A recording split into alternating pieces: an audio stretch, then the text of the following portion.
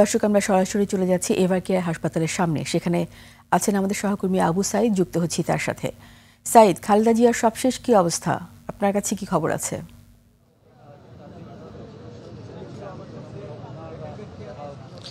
রিতা, যেমনটি বলছেন, আমি এই মুহূর্তে দাঁড়িয়ে আছি ঠিক এভার কেয়ার হসপিটালের সামনে।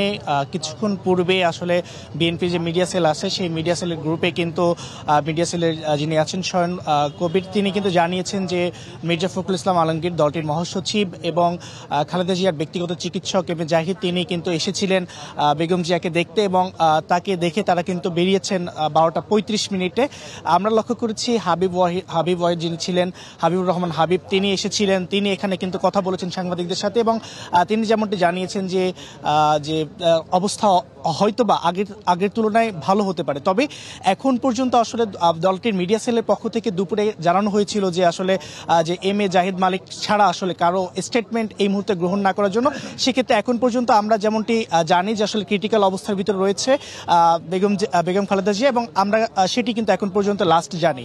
তাছাড়া আমরা লক্ষ্য করেছিলাম এই এভার কেয়ার হসপিটালে আসলে তখন থেকে আমরা দেখছিলাম যে নেতাকর্মীদের যে ভিড় ছিল, আজকে রাত 12টা পর্যন্ত কিন্তু আমরা সেই ভিড় লক্ষ্য করেছি। কিন্তু 12টার পরপরই কিন্তু অনেক নেতাকর্মী এখান থেকে চলে গেছেন। এখনো অনেকে আছেন, তবে সংখ্যা অনেক কম।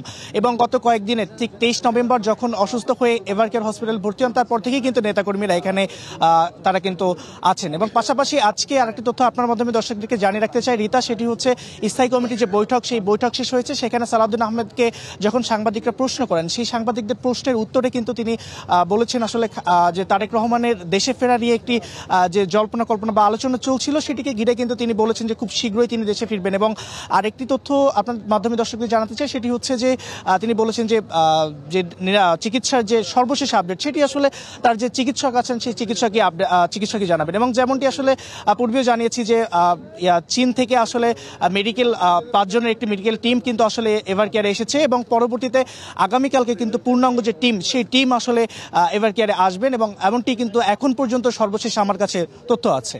এটি ছিল ডেটা এভার কেয়ার থেকে সর্বশেষ। সাইদ, আপনাকে অসংখ্য ধন্যবাদ।